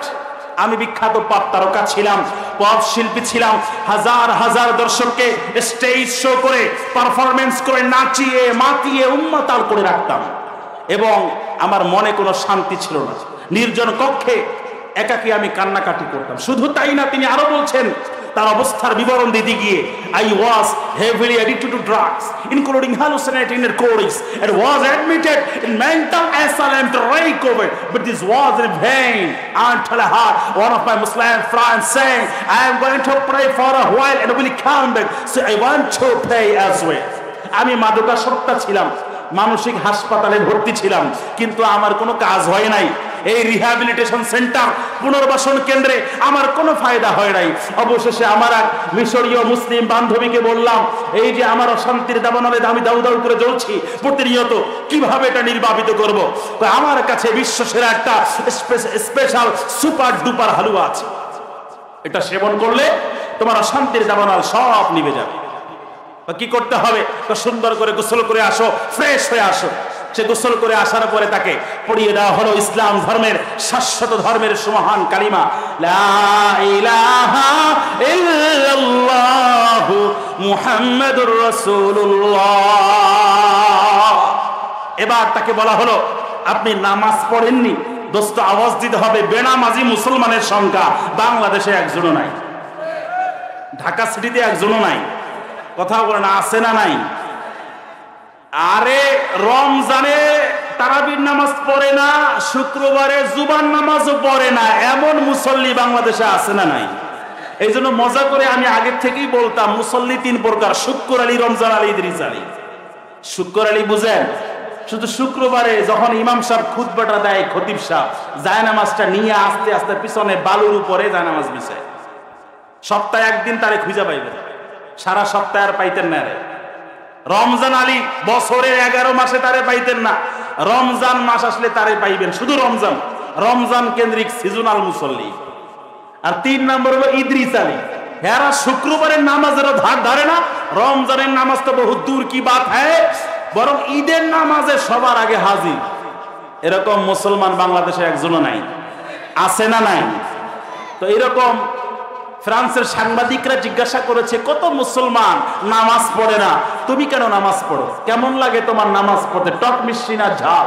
তখন সে বলছে, দেখো, it was the first time that I touched the floor with head and I have a strong feeling that kneeling and prayer shouldn't be done to anyone but Allah subhanahu wa ta'ala. এটা ছিল আমার জীবনের সর্বপ্রথম মুহূর্ত যে আমি আমার ললাটকে, আমার কপালকে মাটির সাথে টাচ করলাম, এবং আমার জীবনে এমন একটা নতুন অনুভূতি উপলব্ধির সৃষ্টি হয়েছে। কপাল বাড়িয়েছেন আল্লাহ, ললাট বাড়িয়েছেন আল্লাহ, অতএব এটা শুধুমাত্র আল্লাহর সামনেই অবনমিত হতে পারে। চিল্লা আপনার ঠিক কিনা? এই মাথা একমাত্র কার সামনে নোয়াবো? আরো জোরে, কার সামনে? কোন নেতা, পাতি নেতা, উঠতি নেতা, সিসকে নেতার পিছনে দৌড়ানোর কোন টাইম মুসলমানদের। এবার মহিলা মানুষ পর্দা করে, বোরকা পরে, সাংবাদিকরা এবার জিজ্ঞাসা করে, ফ্রান্সের উগ্র সাংবাদিকরা, ফান্ডামেন্টালিস্ট মূলত ওরাই মূলত টেরোরিস্ট, কিন্তু ওরা আমাদেরকে ফান্ডামেন্টালিস্ট বলে, ওরা আমাদেরকে টেরোরিস্ট বলে। এই জন্য বাংলায় বলে চোরের মায়ের, চোরের মায়ের। এই যে এরা আমাদেরকে এত নীতি বাক্য শিখায়, 1989 খ্রিস্টাব্দ থেকে এই 2024 পর্যন্ত 250 বছরের ইতিহাসে এই যে মার্কিন প্রেসিডেন্ট নির্বাচনে 47 জন মার্কিন প্রেসিডেন্ট নির্বাচিত হয়েছে, তার ভিতরে কিন্তু আপনি জেন্টস ছাড়া একটা লেডিস খুঁজে পাইবেন না। আসেনি? শুধু তাই না, 2016-তে যখন নাকি হিলারি ক্লিনটন, যার হাইট ছিল অনেক উপরে এবং গোটা পৃথিবীর ঝানু ঝানু পলিটিশিয়ান আর রাজনীতিবিদরা অগ্রিম প্রেডিকশন করে বলেছিল এবার হিলারি আসবে আমেরিকাতে, আমি তখনই বলেছিলাম অসম্ভব, ইম্পসিবল। তারা খেপাটে পাগলা ট্রাম্পকে ক্ষমতায় বসাবে, কিন্তু লেডিসকে তারা আমেরিকার প্রেসিডেন্ট হিসেবে তারা মানবে না। পরে কি হইল? তাই হইল। এরপরে বাইডেন আসলো, এবার আবার কামালা হ্যারিস। অনেকে বলছিল এবার বোধহয় আমেরিকার ইতিহাস ব্রেক করে কামালা হ্যারিস আসতে পারে। আমি আবারও বলেছিলাম যে এরা আসবে না, কারণ এরা জানে আমার নবী বলেছেন লা ইউফলিহা কওমুন ওয়াল্লাহু আমরুহুম ইমরাআ, ওই জাতি কখনো সফলতার সর্বোচ্চ শিখরে অধিষ্ঠিত হতে পারে না যেই জাতি চেয়ারপারসন হিসেবে একজন নারীকে চেয়ারে বসায়। চিল্লা বলেন ঠিক কিনা? আমাদের জন্য কোরআন সুন্নাহর মাঝে শাশ্বত আদর্শ আছে না নাই? এই জীবন্ত জীবন ধর্ম দর্শন মানতে পালন করতে রাজি আছি কারা কারা? দুহাত তুলে আল্লাহকে দেখাই। আল্লাহ কবুল করুন, বলি আমিন। মেলানি জর্জিয়াসকে এবার জিজ্ঞেস করা হলো, কষ্ট হয়নি আপনাদের? বয়ান চলবে কতক্ষণ? চলবে সারা রাত বয়ান শুনে ফজরের নামাজ কাজা। আল্লাহ দিবে বরিশাল্লা বাসায়, এই বরিশাল্লা আছে মাশাআল্লাহ। এরা আমার এই 11 নম্বর 11:30 থেকে আসছে, এরা আবার আমার মাহফিলেরও দাওয়াত দিছে। বরিশাল্লা কারা কারা আছে? হাত তোলেন না। সারা রাত বয়ান শুনে হাত নামান, ফজরের নামাজ কাজা। আল্লাহ দিবে বরিশাল্লা বাসায় জন্মের মতো সাজা, তখন বুঝবা আনে মনু মজা। এই যে আমার আর এক মাশাআল্লাহ সহযোদ্ধা চলে আসছে, একসাথেই আমরা হাদিস পড়াই। এ আপনাদের পাশেরই র‍্যাপফোর না, র‍্যাপফোর মসজিদের খতিব মাশাআল্লাহ। ভাইরা আমার, আল্লাহ রাব্বুল আলামিন বলছেন ওয়ালাকাদ ইয়াসসারনাল কুরআনা লিযিকরি ফাহাল মিন মুদ্দাকির। কোরআনটাকে তোমাদের বুঝার জন্য, রিসার্চ করার জন্য, গবেষণা করার জন্য, আমল করার জন্য এতটা সহজলভ্য আকারে তোমাদের সামনে প্রেজেন্ট করেছি। আছো কি কোনো চিন্তাশীল রিসার্চার, গবেষক? কিন্তু খুঁজে পাওয়া যায় না। মেলানি জর্জিয়াসকে যখন জিজ্ঞেস করা হলো, আচ্ছা তুমি কেন বোরকা পরো? একটু তোমার কত সুন্দর মানুষ, সবাইকে একটু ডিসপ্লে করতে পারো না? সবার সামনে একটু শো অফ করতে পারো না? বর্তমানে তো সবসময় শো অফ চলে। কি অফ? শো অফ চলে। তাকে যখন বলা হলো যে কেন তুমি বোরকা পরো, তখন তিনি বলছেন I see it as a divine order or a divine advice. This brings joy to my heart and for me this is enough. আমি মনে করি আমার আল্লাহ আমাকে বলেছেন আমার সুষ্ঠ, আমার সৌন্দর্য, আমার বিউটি, আমার গ্লোরি সব কিছু হিজাব, নিকাব, অবগুণ্ঠন, পর্দার মধ্য দিয়ে আবৃত করতে হবে। এই জন্য কে সংসদে দাঁড়িয়ে এই মুসলিম মাথা থেকে পা পর্যন্ত হাত মোজা, পা মোজা পরিহিতা বোনদেরকে লাইফ টাইম জীবন্ত তাবু বলে কটাক্ষ করেছে, আন্ডারএস্টিমেট করেছে, ইনসাল্ট করেছে, ক্রিটিসাইজ করেছে, সেদিকে মুসলমানদের তাকাবার বিন্দু মাত্র কোনো সময় সুযোগ। আমার বোনেরা বর্তমানে খুলতে শরম পায় না, ঢাকতে শরম পায়, কথা কয় না। এদের ব্যাপারে আমার নবী বলেন নিসাউন কাসিয়াতুন আরিয়াতুন মুমিলাতুন মাইলাতুন রুসুহুন্না কাজনিহাতিল বুখতিল মাইলা লা ইয়াদখুলনাল জান্নাতা ওয়া লা ইয়াজিদুনা রিহাহা ওয়া ইন্না রিহাহা লাতুজাদু মিন মাসিরাতি কাযা ওয়া কাযা। এমন কতিপয় মহিলা কিয়ামতের আগ মুহূর্তে তাদের আবির্ভাব হবে, কাসিয়াত যারা নামে মাত্র পোশাক পরিধান করবে, মাগার আরিয়াত তবে তারা মূলত বিবস্ত্র, নগ্ন আর উলঙ্গ হবে। আছে না নাই? শাড়িটা মশারি পরে বুঝাই যায় না। পাহাড় পর্বত গিরিপথ সবকিছু ওপেন করে তুমি পুরুষকে গুনাহগার বানাচ্ছ। তোমার ব্যাপারে হাদিসে আসছে শব্দগুলা আল্লাহ নবী সচেতনই এখানে ইউজ করেছে।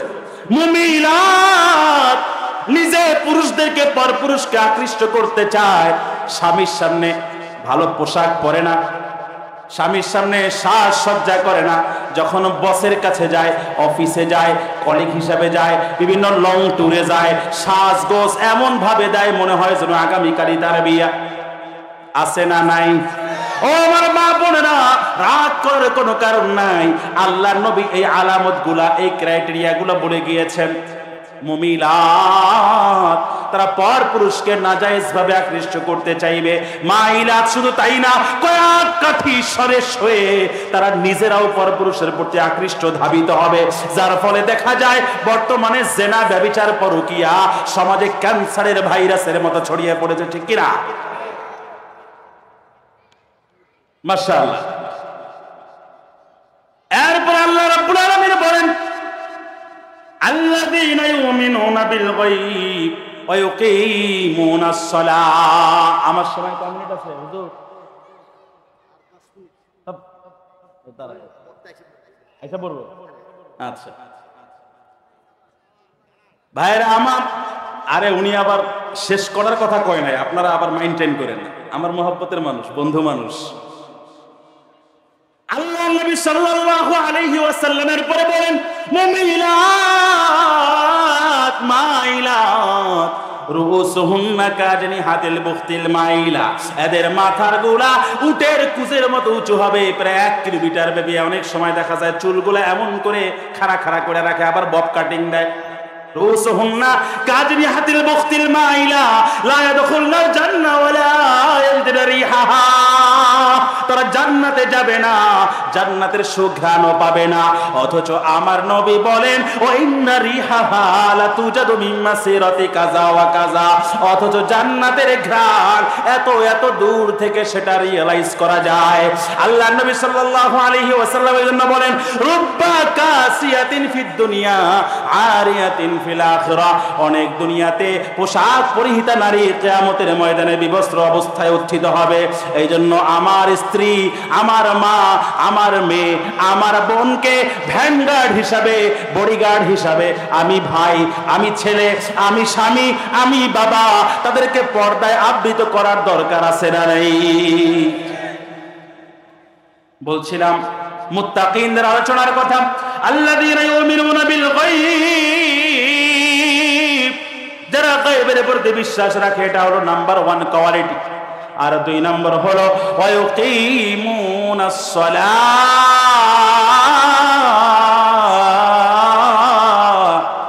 যারা সালাত কায়েম করে। সালাত কায়েম করার মানে হলো আপনি নিজে নিজে নামাজ পড়বেন। আপনার ছেলে নামাজ পড়ে না, আপনার মেয়েটা নামাজ পড়ে না, আপনার নাতিপুতি নামাজ পড়ে না, আপনি কোম্পানির জিএম, এমডি, ডিএমডি, আপনার অধীনস্থ যারা নামাজ পড়তে চায়, এদেরকে আপনি নামাজ পড়ার টাইমটাও ঠিক মতো দেন না। আল্লাহ নবী সাল্লাল্লাহু আলাইহি ওয়াসাল্লাম এজন্য বলেছেন, অনেক ভাইরা আমাদের কাছে এসে বলে, হুজুর আমার ছেলেটার একটু নসিহত করেন, ঠিক মতো নামাজ পড়ে না। এখন কেমনে পড়বে?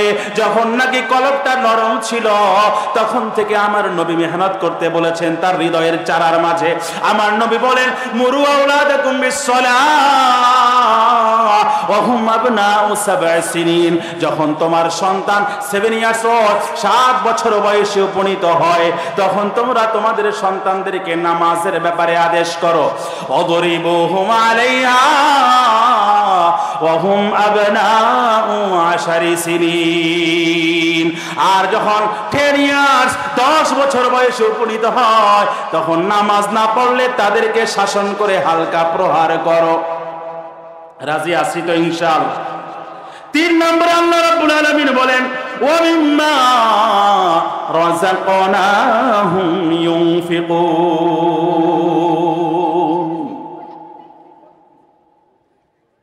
মাশাআল্লাহ। সাইফুল্লাহ ভাই আসেন, আমার খুব কাছেই থাকেন সাইফুল্লাহ ভাই। চেয়ার নাই? আচ্ছা, আমার খুব কাছেই থাকেন মাশাআল্লাহ। আমাদের বড় ভাই চলে আসছেন। আলোচনা আমি বেশি দীর্ঘায়িত করব না, ভাই সুযোগ দিলে আমি একটু ফিনিশিংটা দিয়ে দিব মাশাআল্লাহ। ভাইরা আমার, আল্লাহ রাব্বুল আলামিনের পরে বলেন, মুত্তাকির 2 নম্বর কোয়ালিটি হচ্ছে ইউকিমুনাস সালাহ, যারা সালাত কায়েম করে। 3 নম্বর হলো মিম্মা রাযাকনাহুম ইউনফিকুন, যারা অকাতরে আল্লাহ প্রদত্ত জীবিকা রিজিক দিয়া আল্লাহর রাস্তায় যারা ব্যয় করে। 4 নম্বর হলো ওয়াল্লাযীনা ইউমিনুনা বিমা উনজিলা ইলাইকা ওয়া মা উনজিলা মিন ক্বাবলিক ওয়া বিল আখিরাতি হুম ইউকিনুন। যারা আপনার উপরে অবতারিত আসমান থেকে নাজিলকৃত কিতাব কোরআনের উপরে বিশ্বাস করে, আর যারা তাওরাত, ইনজিল, জাবুর, অন্যান্য আসমানি সহিফার উপরে বিশ্বাস করে। আর 5 নম্বর কোয়ালিটি হচ্ছে যারা আখিরাত পরকালের উপরে বিশ্বাস করে। এই 5টা কোয়ালিটি যাদের মাঝে থাকবে, 1 নম্বর হলো বিল গায়ব, গায়বের প্রতি ঈমান রাখা। 2 নম্বর হলো সালাত কায়েম করা। 3 নম্বর হলো যাকাত সহ অন্যান্য সাদাকা ঠিকমতো আদায় করা। 4 নম্বর হলো কোরআন এবং অন্যান্য আসমানি সহিফার উপরে বিশ্বাস রাখা। 5 নম্বর হচ্ছে আখিরাতের উপরে বিশ্বাস রাখা। এদের ব্যাপারে আল্লাহর মন্তব্য হচ্ছে উলাইকা আলা হুদাম মির রাব্বিহিম, তারাই তাদের রবের পক্ষ থেকে হেদায়েতের আলোকোজ্জ্বল রাজপথে অধিষ্ঠিত আর প্রতিষ্ঠিত। এরপরে আল্লাহ সেকেন্ড কমেন্ট করে বলেন ওয়া উলাইকা হুমুল মুফলিহুন, একমাত্র তারাই সফলকাম। সাফল্য কিভাবে? অর্থাৎ তারাই জাহান্নাম থেকে মুক্তির পরোয়ানা পেয়ে তারা জান্নাতুল ফেরদাউসের অধিকারী হয়ে যাবে। সুবহানাল্লাহ। কোরআন নিয়ে যেহেতু আলোচনা, এখন 2-1টা আমল দিয়েই মূলত আমার আলোচনা শেষ করে দেব। আমাদের বড় ভাই আব্দুল হাই সাইফুল্লাহ সাহেব তিনি চলে আসছেন। আমলগুলো আপনারা সবাই পকেটে প্যাকেটে করে গুনে গুনে কাউন্ট করে আমৃত্যু আজীবন আমল করবেন তো ইনশাআল্লাহ। 1 নম্বর, সবাই ভালো করে কর দিয়া গুনেন। 1 নম্বর, ফজরের নামাজের পরে সূরা ইয়াসিন। আমার নবী বলেন মান করা ইয়াসিন ফি সদরিন নাহার কুদিয়াত হাওয়াইজুহু, যদি কোনো বান্দা প্রত্যেকদিন ফজরের নামাজের পরে সূরা ইয়াসিন তেলাওয়াত করে, মাত্র 83টা আয়াত আছে। 36 নম্বর সূরা কলবুল Quran, the heart of the holy Quran, কোরআনের হৃৎপিণ্ড বলা হয় সূরা ইয়াসিন। যদি কোনো বান্দা একবার প্রত্যেকদিন ফজরের নামাজের পরে তেলাওয়াত করে, তাহলে তারা সকাল থেকে নিয়ে সন্ধ্যা পর্যন্ত যত প্রয়োজন আছে আল্লাহ নিজ জিম্মায় পুরা করে দিবেন। সুবহানাল্লাহ। 2 নম্বরে মাগরিবের নামাজের পরে সূরা ওয়াকিয়া, 56 নম্বর সূরা, মাত্র 96 আয়াত আছে। আমার নবী বলেন মান করা সূরাতুল ওয়াকিয়া কুল্লা লাইলা লাম তুসিবহু ফাকাতুন আবাদা, যদি কোনো বান্দা প্রত্যেকদিন মাগরিবের নামাজের পরে সূরা ওয়াকিয়া তেলাওয়াত করে, তাহলে তার ব্যক্তি ও পারিবারিক জীবনে কখনো রিজিকের সংকট, অভাব, অনটন দেখা দিবে না। সুবহানাল্লাহ। হযরত আব্দুল্লাহ বিন মাসউদ রাদিয়াল্লাহু তাআলা আনহু বলেন আমার এতগুলা বিবাহযোগ্য কন্যা সন্তান, আল্লাহর কসম করে বলি আমার হাবিব যখন বলেছেন এই সূরা ওয়াকিয়া পড়লে কখনো অভাব হবে না, আমার সকল মেয়েদেরকে এই সূরা ওয়াকিয়ার উপর ইউজ করিয়েছি। আল্লাহর কসম করে বলি আমি দুনিয়া থেকে চলে যাওয়ার পরে আমার কোনো স্থাবর অস্থাবর সম্পত্তি নাই, কোনো পার্মানেন্ট অ্যাসেট নাই, এত কিছু সত্ত্বেও সূরা ওয়াকিয়ার উপরে আমল করার কারণে আমার মেয়েরা কখনো অভাব অনটনের মুখোমুখি হবে না। 3 নম্বরটা বলার আগে আওয়াজ ছেড়ে শুনতে চাই, ও মুসলমান, আমাদের জীবনে গুনাহ হয় কি হয় না? যারা আওয়াজ দেয় না মাত্র আসমানতে নাজিল, গুনাহ হয় কি হয় না? গুনার জন্য কবরে আযাব হবে কি হবে না? কবরের আযাবের জন্য একটা সুপার প্রোটেকশন নেওয়ার দরকার আছে না নাই? আমার নবী বলেন 67 নম্বর সূরা, সূরা মুলক, মাত্র 30টা আয়াত আছে। যদি কোনো বান্দা প্রত্যেকদিন ঈশার নামাজের পরে ঘুমাতে যাওয়ার আগে সূরা মুলক তেলাওয়াত করে, তাহলে তার কবরে কখনো আযাব হবে না। সুবহানাল্লাহ। সাহাবায়ে কেরামের জামানায় সূরা মুলককে বলা হতো আল মানিআ আল মুনজিয়া, আই আল মানিআতু মিন আযাবিল কবর আল মুনজিয়াতু মিন আযাবিন নার, কবরের আযাব থেকে রক্ষা কবচ, জাহান্নামের আযাব থেকে প্রধানতম প্রতিবন্ধক। তার মানে হলো এই সূরা মুলক হাট্টা কাট্টা তাগড়া বলিষ্ঠ নওজোয়ানের আকৃতি ধারণ করে ওই কোরআনওয়ালা কবরবাসীর চতুর্পাশ থেকে নিশ্চিদ্র নিরাপত্তার ব্যবস্থা করে বলবে, ও আমার কোরআনওয়ালা বন্ধু, আমি তোমাকে জান্নাতে না পৌঁছিয়ে তোমার সঙ্গ ত্যাগ করব না। সুবহানাল্লাহ। 4 নম্বর আরেকটা আমল, ও দোস্ত, মরার সাথে সাথে জান্নাতে যাওয়ার দরকার আছে না নাই? আমার নবী বলেন মান করা ইয়াসিন ফি দুবুরি কুল্লি সালাহ লাম ইয়ামনাহু মিন দুখুলিল জান্নাতি ইল্লাল মাউত, যদি কোনো বান্দা প্রত্যেক ফরজ নামাজের পরে সূরা বাকারা 255 255 নম্বর আয়াত, যারা বাঙালিরা কয় আয়াতুল কুরসি, এটা বিকৃত উচ্চারণ, এক্সাক্ট প্রোনাউন্সিয়েশন হচ্ছে আয়াতুল কুরসি। যদি কোনো বান্দা প্রত্যেক ফরজ নামাজের পরে সূরা এই বাকারার 255 নম্বর আয়াত তেলাওয়াত করে, তাহলে তার মাঝে জান্নাতে যাওয়ার মাঝে মৃত্যু ছাড়া আর কোনো বাধা থাকবে না। সুবহানাল্লাহ। 5 নম্বর আমল হচ্ছে আমার মা বোনদের জন্য, আল মারআতু ইযা সাল্লাত খামসাহা ওয়া সামাত শাহরাহা ওয়া আহসানাত ফারজাহা ওয়া তাআত বালাহা ফালতাদখুল মিন আইয়ি আবওয়াবিল জান্নাতি শাআত। যদি কোনো মহিলা 5 ওয়াক্ত নামাজ পড়ে, রমজানের রোজা রাখে, 3 নম্বরে সতীত্ব সম্ভ্রম লজ্জাস্থানের হেফাজত করে, 4 নম্বর শরিয়া নির্দেশিত বৈধ পথে পন্থায় স্বামীর আনুগত্য করে, এই 4 কর্মসূচি পালন করলে আমার নবী বলেন ফালতাদখুল মিন আইয়ি আবওয়াবিল জান্নাতি শাআত, জান্নাতের 8টা দরজা আছে, যে কোনো দরজা দিয়ে চাইলে সে প্রবেশাধিকার লাভ করতে পারবে। সুবহানাল্লাহ। 6 নম্বর হলো দোস্ত, আমাদের জীবনে গুনার জন্য তওবার দরকার আছে না নাই? যারা কথা কয় না এদের মনে হয় জীবনে গুনাহ হয় না। আমার নবী বলেছেন লিয়াগফির লাকাল্লাহ মা তাকদ্দামা মিন যামবিকা ওয়া মা তাআখার, ওয়াল্লাহি ইন্নী লা আস্তাগফিরুল্লাহ ওয়া আতুবু ইলাইহি ফিল ইয়াওমি আকসারা মিন 70 মাররা। আমি ডেইলি 70 থেকে 100 বার আল্লাহর কাছে তওবা করি। আমার নবীর কোনো গুনাহ আসেনি? সম্ভাব্য, ভবিতব্য, ভূত, ভবিষ্যৎ যত গুনাহ হতে পারত আমার আল্লাহ আমার নবীর সব গুনাহগুলো ক্ষমা করে দিয়েছেন। সুবহানাল্লাহ। তাহলে আমাদের কয়বার করে তওবা করা উচিত? বেহিসাব, আনলিমিটেড। তাহলে 2টা তওবার কথা বলবো। ইস্তিগফার 1 নম্বর, আস্তাগফিরুল্লাহাল্লাযী লা ইলাহা ইল্লা হুয়াল হাইয়ুল কাইয়্যুম আতুবু ইলাইহি লা হাওলা ওয়ালা কুওয়াতা ইল্লা বিল্লাহিল আলিয়্যিল আযীম। আরেকটা হলো সাইয়্যিদুল ইস্তিগফার। দুনিয়ার সিএসআরএস খতিয়ান সকল ক্যালকুলেশন সমীকরণ আপনার মাথায় গিজগিজ করে, এগুলো আপনার মুখস্থ নাই। ইমাম সাহেবের কাছে যে আজকেই এগুলা মুখস্থ করবেন। সাইয়্যিদুল ইস্তিগফার, আল্লাহুম্মা আনতা রাব্বি লা ইলাহা ইল্লা আনতা খালাকতানি ওয়া আনা আবদুকা ওয়া আনা আলা আহদিকা ওয়া ওয়াদিকা মাস্তাতাতু আউযু বিকা মিন শাররি মা সানাতু আবু লাকা বিনি'মাতিকা আলাইয়া ওয়া আবু লাকা বিদামবি ফাগফিরলি ফাইন্নাহু লা ইয়াগফিরুদ দুনুবা ইল্লা আনতা। আর সর্বশেষ আমল বুখারী শরীফের সর্বশেষ হাদিস। সারা বিশ্বময় যত মাদারিসে কওমিয়া আছে সব জায়গায় এখন খতমে বুখারী হচ্ছে। 7262 নম্বর হাদিসটা সব সময় আমার উস্তাদে মুহতারাম উপমহাদেশের বর্ষিয়ান হাদিস বিশারদ বুখারী শরীফের ফার্স্ট ট্রান্সলেটর, সর্বপ্রথম বঙ্গানুবাদক শেখুল হাদিস আল্লামা আজিজুল হক রাহমাতুল্লাহ আলাইহি জামিয়া রহমানিয়াতে পড়া অবস্থায় দীর্ঘ 6 বছর হুজুরের খেদমতের তৌফিক হয়েছে। হুজুরকে দেখতাম উঠতে বসতে সিঁড়ি থেকে নামতে সব সময় বুখারীর শেষ হাদিস তার জবানে অটো চলে।